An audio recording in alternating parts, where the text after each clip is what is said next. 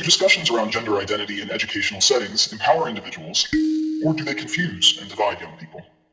But let's be honest here. When these conversations lose sight of boundaries, bypass parental input, or attempt to complicate basic biology, they risk confusing kids more than enlightening them. Biology isn't a social trend that comes and goes. It's the fundamental language of life itself, going back to the simplest organisms.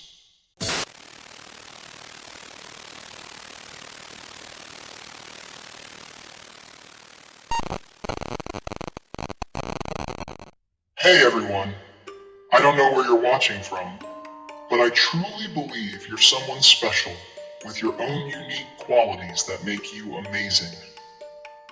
Never sell yourself short.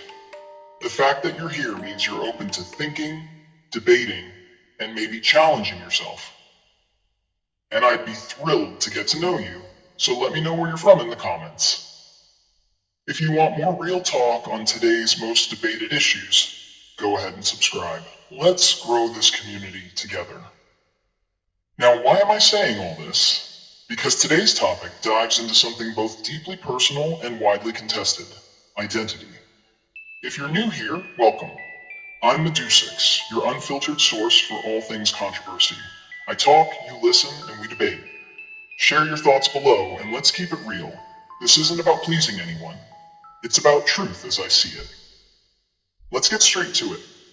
Do discussions around gender identity in educational settings empower individuals, or do they confuse and divide young people? On one side, conversations about gender identity aim to empower young people by encouraging self-awareness and inclusivity. It's an approach that some people feel allows everyone to embrace who they truly are. But let's be honest here. When these conversations lose sight of boundaries, bypass parental input, or attempt to complicate basic biology, they risk confusing kids more than enlightening them. Here's my perspective. If you're born male or female, it's beneficial to know that as soon as possible. Not because it's limiting, but because it's grounded in biological reality. Yes, you can identify however you wish, but that doesn't change the reality that, fundamentally, there are two primary biological genders. Before anyone jumps in claiming this perspective is hateful or ignorant, let's look at the facts. Science, biology, and history recognize male and female as the foundational structures. Does this mean I'm discounting anyone who doesn't fit that mold? No. Life has its nuances, and there's room for people who feel they don't quite fit. But feeling different doesn't mean redefining the norm for everyone. Real talk. Biology isn't a social trend that comes and goes. It's the fundamental language of life itself, going back to the simplest organisms. Species evolved based on male and female roles, from the smallest cells to complex animals, and yes, even humans. This isn't some outdated concept. It's the bedrock of reproduction and survival. It's not about limiting anyone's freedom or individual expression. It's about recognizing a fundamental reality. So if you don't identify with being strictly male or female, I respect that. Do what makes sense to you. But that doesn't mean the rest of us have to redefine basic truths to align with individual journeys. Embrace who you are without expecting everyone else to see it as a universal reality. Now I get it. People might say this sounds dismissive, even harsh. But let's be clear. I don't hate anyone for how they identify, and I don't wish for people to stop exploring who they are. Your gender journey is your own, and I respect that. But I know where I stand, and I won't start questioning my own identity because someone else is uncertain of theirs. Not every new label or identity needs to be adopted or recognized by everyone. Just because there are many identities out there doesn't mean I have to accept each one as equal to male or female. Why even teach gender and identity in schools, then? Because it's essential for kids to understand who they are at a basic level and to feel secure in that knowledge. Girls should understand the unique strengths and characteristics of being female, just as boys should understand the unique aspects of being male. Teaching these fundamentals gives them a sense of identity and direction. something they can build upon. It's common sense.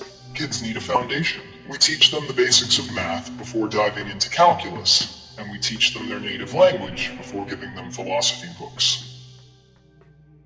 Gender identity should work similarly. Give them the fundamentals first, an understanding of male and female, and let them feel confident in who they are. Where it goes wrong is when schools, under the guise of inclusivity, start pushing that gender is purely a matter of choice or feeling to children who barely understand the concept of gender itself. This isn't empowerment, it's needless complication. Kids should know their biological identity and be allowed to mature before we start throwing every possible identity option at them. Let them learn who they are from a biological standpoint. And if as they grow, they feel differently, then fine. That's their decision to explore as an adult, not with all the awareness and maturity that comes with age. And don't pretend that confusing children on such a fundamental topic is harmless. Look at it in real terms. A school in California made headlines recently for introducing lessons on various gender identities to kindergartners. Now imagine explaining the full spectrum of identities to a 5-year-old who doesn't even fully understand what makes them a boy or a girl yet. It's confusing and frankly, unnecessary at that age. Kids need to understand the basics before we introduce more complex ideas. There's a time and place for these discussions, but in early education, clarity should be the priority, not ambiguity.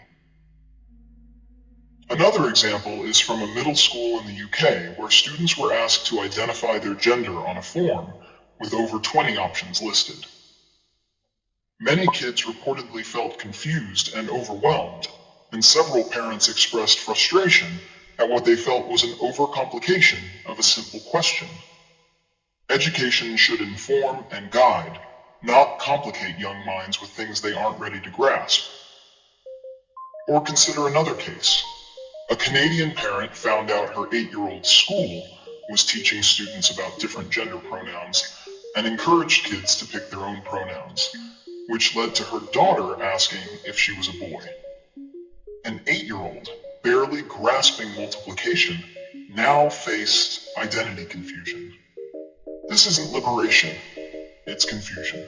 Education should support children's growth, not challenge their basic understanding of themselves. Let's keep it straightforward. Understand the biology, teach kids to be proud of who they are based on that foundation. And if later they want to explore beyond it, that's up to them. But don't tell children they can pick or change their identity like an accessory before they even know what identity is. So, is this about limiting or rejecting anyone? No. It's about clarity. If someone feels outside the norm, great. Pursue that journey, but don't expect the entire world to adapt just to make it feel more comfortable. That's how we keep respect mutual. For those who argue that expanding gender education helps kids feel more included, here's the counter. Kids who don't yet understand the basics of gender don't need to be overwhelmed with choices. Inclusion doesn't have to mean redefining reality. Kids need a clear foundation before they're ready for complex choices. And that's not hate. It's just plain logic. So to wrap it up, this isn't about hate or exclusion. It's about maintaining a foundation while respecting individual journeys. Take it or leave it. That's your call. And if you're into hearing more bold takes, stay tuned because next time we're diving into yet another controversial topic.